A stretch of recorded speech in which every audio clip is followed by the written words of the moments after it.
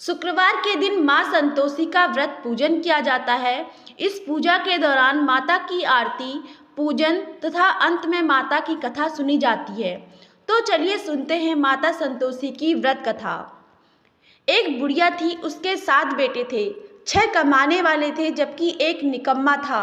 बुढ़िया 6 बेटों की रसोई बनाती, भोजन कराती और उनसे जो कुछ जूठन बचती वह 7वें को दे देती। एक दिन वह पत्नी से बोला, देखो मेरी माँ को मुझ पर कितना प्रेम है। वह बोली, क्यों नहीं, सबका जूठा जो तुमको खिलाती है। वह बोला, ऐसा नहीं हो सकता, मैं जब तक आंखों से न देख लूं मान नहीं सकता। बहू हंस कर बोली, देख लोगे तब तो मानोगे। कुछ दिन बाद त्योहार आया। घर में 7 प्रकार के भोजन और चूरमे के लड्डू बने। वह जांचने को सिर दुखने का बहाना कर पतला वस्त्र सिर पर ओढ़े रसोई घर में सो गया। वह कपड़े में से सब देखता रहा। 6 भाई भोजन करने आए। उसने देखा माँ ने उनके लिए सुंदर आसन बिछा नाना प्रकार की रसोई परोसी और आग्रह करके उन्हें जमाया। वह देखता रहा। 6 भोजन करके उठे तब माँ ने उनकी जूठी थालियों में से लड्डुओं के टुकड़े उठाकर एक लड्डू बनाया। जूठन साफ कर बुढ़िया माँ ने उसे पुकारा, बेटा 6 भाई भोजन कर गए, अब तू ही बाकी है, उठ, तू कब खाएगा। वह कहने लगा, माँ मुझे भोजन नहीं करना, मैं अब परदेश को जा रहा हूँ। माँ ने कहा, कल जाता हो तो आज चला जा। वह बोला, हाँ माँ आज ही जा रहा हूँ। यह कहकर वह घर से निकल गया। चलते समय पत्नी की याद आ गई। वह गौशाला में कंडे थाप रही थी। वहां जाकर बोला, हम जावे परदेश, आवेंगे कुछ काल, तुम रहियो संतोष से, धर्म आपनो पाल। वह बोली, जाओ पिया आनंद से, हमारो सोच हटाए, राम भरोसे हम रहे, ईश्वर तुम्हें सहाय। 2 निशानी आपन, देख धरू मैं धीर, सुधीमती हमारी बिसारियो, रखियो मन गंभीर। वह बोला, मेरे पास तो कुछ नहीं, यह अंगूठी है सो ले लो और अपनी कुछ निशानी मुझे दे दो। वह बोली, मेरे पास क्या है, यह गोबर भरा हाथ है। यह कहकर उसकी पीठ पर गोबर के हाथ की थाप मार दी। वह चल दिया। चलते चलते दूर देश पहुंचा। वहाँ एक साहूकार की दुकान थी। वहाँ जाकर कहने लगा, भाई मुझे नौकरी पर रख लो। साहूकार को जरूरत थी, बोला रह जा। लड़के ने पूछा, तनख्वाह क्या दोगे।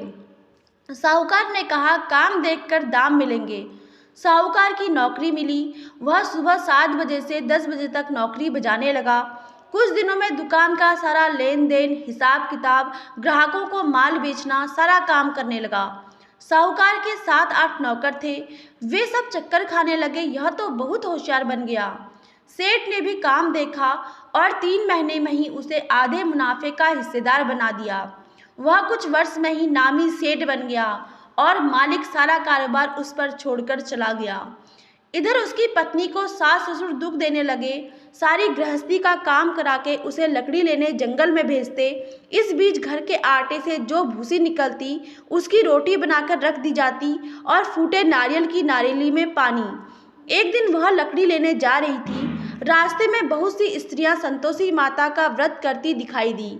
वह वहां खड़ी होकर कथा सुनने लगी और पूछा, बहनों तुम किस देवता का व्रत करती हो, उसके करने से क्या फल मिलता है।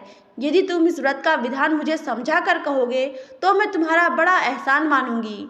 तब उनमें से एक स्त्री बोली, सुनो, यह संतोषी माता का व्रत है। इसके करने से निर्धनता, दरिद्रता का नाश होता है और जो कुछ भी इच्छा हो वह संतोषी माता की कृपा से पूरी होती है। तब उसने उससे व्रत की विधि पूछी। वह भक्तिनी स्त्री बोली, 1.25 आने का गुड़ और चना लाना, इच्छा हो तो 5.25 आने का लेना या फिर 1.25 रुपये का भी सहूलियत के अनुसार लाना। बिना परेशानी और श्रद्धा व प्रेम से जितना भी बन पड़े सवाया लेना। प्रत्येक शुक्रवार को निराहार रहकर कथा सुनना। इसके बीच क्रम टूटे नहीं। लगातार नियम पालन करना। सुनने वाला कोई ना मिले तो घी का दीपक जलाकर उसके आगे या जल के पात्र को सामने रखकर कथा कहना। जब कार्य सिद्ध न हो नियम का पालन करना और कार्य सिद्ध हो जाने पर व्रत का उद्यापन करना। यदि किसी के ग्रह खोटे भी हों तो भी माता वर्ष भर में कार्य सिद्ध करती है। फल सिद्धि होने पर उद्यापन करना चाहिए, बीच में नहीं। उद्यापन में 2.5 सेर आटे का खाजा तथा इसी परिमाण से खीर तथा चने का साग करना। 8 लड़कों को भोजन कराना, जहाँ तक मिले देवर, जेठ, भाई बंधु के हों और ना मिले तो रिश्तेदारों और पास पड़ोसियों को बुलाना। उन्हें भोजन कराकर यथाशक्ति दक्षिणा दे माता का नियम पूरा करना। उस दिन घर में खटाई न खाना। यह सुन बुढ़िया के लड़के की बहुत चल दी। रास्ते में लकड़ी के बोझ को बेच दिया और उन पैसों से गुड़ चना ले माता के व्रत की तैयारी कर आगे चली और सामने मंदिर देखकर पूछने लगी, यह मंदिर किसका है? सब कहने लगे, संतोषी माता का मंदिर है। यह सुनकर माता के मंदिर में जाकर चरणों में लौटने लगी, दीन हो विनती करने लगी, माँ मैं निपट अज्ञानी हूँ, व्रत के कुछ भी नियम नहीं जानती, मैं दुखी हूँ। हे माता जगत जननी, मेरा दुख दूर कर, मैं तेरी शरण में हूँ। माता को दया आई। एक शुक्रवार बीता कि दूसरे को उसके पति का पत्र आया और तीसरे शुक्रवार को उसका भेजा हुआ पैसा आ पहुँचा। यह देख जेठ और जेठानी मुंह सिकोड़ने लगे। लड़के ताने देने लगे। काकी के पास पत्र आने लगे, रुपया आने लगा। अब तो काकी की खातिर बढ़ेगी। बेचारी सरलता से कहती, भैया कागज आवे, रुपया आवे, हम सबके लिए अच्छा है। ऐसा कहकर आंखों में आंसू भरकर संतोषी माता के मंदिर में आ मातेश्वरी के चरणों में गिरकर रोने लगी। माँ मैंने तुमसे पैसा कब मांगा? मुझे पैसे से क्या काम है? मुझे तो अपने सुहाग से काम है। मैं तो अपने स्वामी के दर्शन मांगती हूँ। तब माता ने प्रसन्न होकर कहा, जा बेटी तेरा स्वामी आएगा। यह सुनकर खुशी से बावली होकर घर में जा काम करने लगी। अब संतोषी माँ विचार करने लगी, इस भोली पुत्री को मैंने कह तो दिया कि तेरा पति आएगा, लेकिन कैसे? वह तो इसे स्वप्न में भी याद नहीं करता। उसे याद दिलाने को मुझे ही जाना पड़ेगा। इस तरह माताजी उस बुढ़िया के बेटे के पास जा स्वप्न में प्रकट हो कहने लगी, साहूकार के बेटे सो रहा है या जागता है? वह कहने लगा, माता सोता भी नहीं, जागता भी नहीं हूँ, कहो क्या आज्ञा है? माँ कहने लगी, तेरे घर बार कुछ है कि नहीं? वह बोला, मेरे पास सब कुछ है, माँ बाप है, बहू है, क्या कमी है? माँ बोली, भोले पुत्र तेरी बहू घोर कष्ट उठा रही है, तेरे माँ बाप उसे परेशानी दे रहे हैं, वह तेरे लिए तरस रही है, तू उसकी सुध ले। वह बोला, हाँ माताजी यह तो मालूम है, परंतु जाऊं तो कैसे? परदेश की बात है, लेन देन का कोई हिसाब नहीं, कोई जाने का रास्ता नहीं आता, कैसे चला जाऊं? माँ कहने लगी, मेरी बात मान, सवेरे नहा धोकर संतोषी माता का नाम ले, घी का दीपक जला, दंडवत कर दुकान पर जा बैठ। देखते देखते सारा लेन देन चुक जाएगा, जमा का माल बिक जाएगा, सांझ होते होते धन का भर ढेर लग जाएगा। बूढ़े की बात मानकर वह नहा धोकर संतोषी माता को दंडवत घी का दीपक जला दुकान पर जा बैठा। थोड़ी देर में देने वाले रुपया लाने लगे, लेने वाले हिसाब लेने लगे। कोठे में भरे सामान को खरीदार नकद दाम ले सौदा करने लगे। शाम तक धन का भर ढेर लग गया। मन में माता का नाम ले चमत्कार देख प्रसन्न हो घर ले जाने के वास्ते गहना, कपड़ा, सामान खरीदने लगा। यहाँ काम से निपट तुरंत घर को रवाना हुआ। उधर उसकी पत्नी जंगल में लकड़ी लेने जाती है। लौटते वक्त माताजी के मंदिर में विश्राम करती। वह तो उसके प्रतिदिन रुकने का जो स्थान ठहरा। धूल उड़ती देख वह माता से पूछती है, हे माता ये धूल कैसे उड़ रही है? माता कहती है, हे पुत्री तेरा पति आ रहा है, अब तू ऐसा कर, लकड़ियों के 3 बोझ बना ले, एक नदी के किनारे रख, दूसरा मेरे मंदिर पर व तीसरा अपने सिर पर।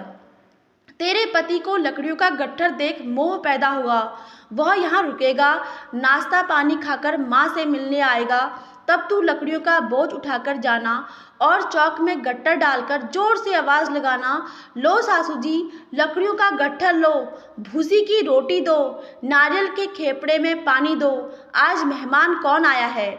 माता जी से बहुत अच्छा कहकर वह प्रसन्न मन से लकड़ियों के 3 गट्ठर बनाई, एक नदी के किनारे पर और एक माता जी के मंदिर पर रखा। इतने में मुसाफिर आ पहुँचा। सूखी लकड़ी देख उसकी इच्छा उत्पन्न हुई। हम यहीं पर विश्राम करें और भोजन बनाकर खा पीकर गांव जाए। इसी तरह रुककर भोजन बना, विश्राम करके गांव को गया, सबसे प्रेम से मिला। उसी समय सिर पर लकड़ी का गट्ठर लिए वह उतावली सी आती है। लकड़ियों का भारी बोझ आंगन में डालकर जोर से 3 आवाज देती है, लो सासू जी, लकड़ियों का गट्ठर लो, भूसी की रोटी दो, आज मेहमान कौन आया है। यह सुनकर उसकी सास बाहर आकर अपने दिए हुए कष्टों को भुलाने हेतु कहती है, बहू ऐसा क्यों कहती है, तेरा मालिक ही तो आया है, आ बैठ, मीठा भात खा, भोजन कर, कपड़े गहने पहन। उसकी आवाज़ सुन उसका पति बाहर आता है, अंगूठी देख व्याकुल हो जाता है। माँ से पूछता है, माँ यह कौन है। माँ बोली, बेटा यह तेरी बहू है, जब से तू गया है तब से सारे गांव में भटकती फिरती है, घर का कामकाज कुछ करती नहीं, 4 पहर आकर खा जाती है। वह बोला, ठीक है माँ, मैंने इसे भी देखा और तुम्हें भी, अब दूसरे घर की ताली दो, उसमें रहूँगा। माँ बोली, ठीक है, जैसी तेरी मर्जी। तब वह दूसरे मकान की 3री मंजिल का कमरा खोल सारा सामान जमाया। एक दिन में राजा के महल जैसा ठाट बाट बन गया। अब क्या था, बहू सुख भोगने लगी। इतने में शुक्रवार आया। उसने पति से कहा, मुझे संतोषी माता के व्रत का उद्यापन करना है। पति बोला, खुशी से कर लो। वह उद्यापन की तैयारी करने लगी। जिठानी के लड़कों को भोजन के लिए कहने लगी। उन्होंने मंजूर किया, परंतु पीछे से जिठानी ने अपने बच्चों को सिखाया, देखो भोजन के समय खटाई मांगना, जिससे उसका उद्यापन पूरा न हो। लड़के आए और खीर खाना पेट भर खाया, परंतु बाद में खाते ही कहने लगे, हमें खटाई दो, खीर खाना हमको नहीं भाता, देखकर अरुचि होती है। वह कहने लगी, भाई खटाई किसी को नहीं दी जाएगी, यह तो संतोषी माता का प्रसाद है। लड़के उठ खड़े हुए, बोले, पैसा लाओ। भोली बहू कुछ जानती नहीं थी, उन्हें पैसे दे दिए। लड़के उसी समय हट करके इमली खटाई ले खाने लगे। यह देखकर बहू पर माताजी ने कोप किया। राजा के दूत उसके पति को पकड़ कर ले गए।